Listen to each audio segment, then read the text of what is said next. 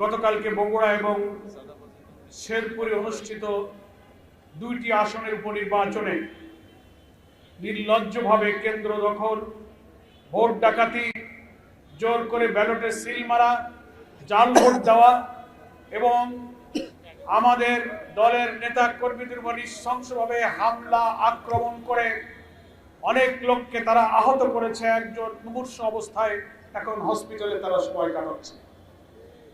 আমরা গতকালকেই press briefing করে নির্বাচন চলাকালে দুপুর 12টা পর্যন্ত সমস্ত অনিয়মের প্রতিবাদ জানিয়েছি।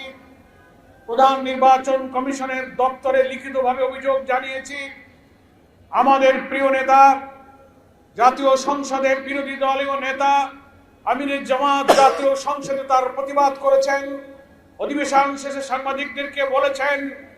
কিন্তু দুঃখজনক হলেও সেই সব ভোট ডাকাত, কেন্দ্র দখলকারী, হামলা করে যাদেরকে মৃত্যুর দিকে ঠেলে দেওয়া হচ্ছে তাদের কোন একজনকে এখনো গ্রেফতার করা হয়নি।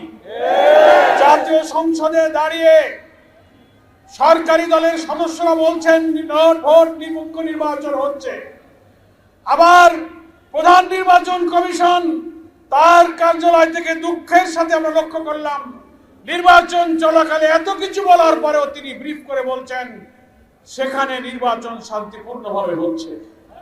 অথচ সোশ্যাল মিডিয়াতে, গণমাধ্যমে দেখা যাচ্ছে ভোটার নয়, অনেক লোক ভোট কেন্দ্রে ঢুকে পড়ছে।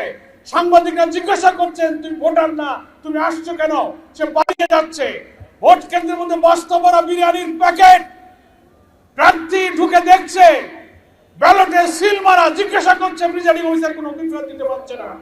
বহু ছবি সোশ্যাল মিডিয়াতে ছড়িয়ে পড়ার পরও কি করে সাংবিধানিক পদে অধিষ্ঠিত প্রধান নির্বাচন কমিশনার বলেন যে সেই নির্বাচন নিরপেক্ষ হয়েছে?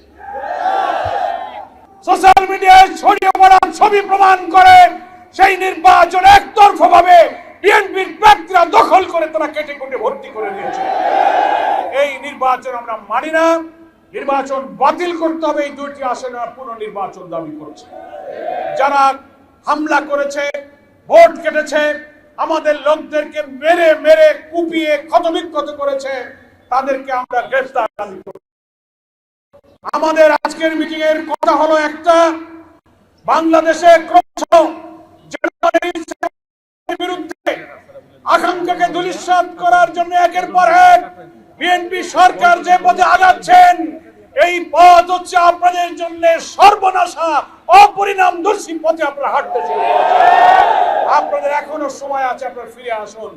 আপনারা জাতীয় সংসদের যে সমস্ত মন্ত্রীরা বই পুস্তক, সংবিধান আর বই পুস্তক পুচিয়ে বলছেন আমরা জুলাই সনদ সব অক্ষরে অক্ষরে মানব, আবার গণভোট বাতিল করার জন্য সংসদ অর্ডিন্যান্সকে আপনারা সেখানে পাস করতেছেন। আপনারা সংবিধান সংস্কার আদেশ রাষ্ট্রপতির মানেন না, সংবিধান সংস্কার পরিষদ মানেন না, গণভোট এবং তার ফলাফল মানেন না। তাহলে তো মাননীয় প্রধানমন্ত্রী, স্বরাষ্ট্রমন্ত্রী, আইনমন্ত্রী যারা পার্লামেন্টের ব্যাপারে কথা বলছেন, একটা কথার জবাব জাতির কাছে দেন।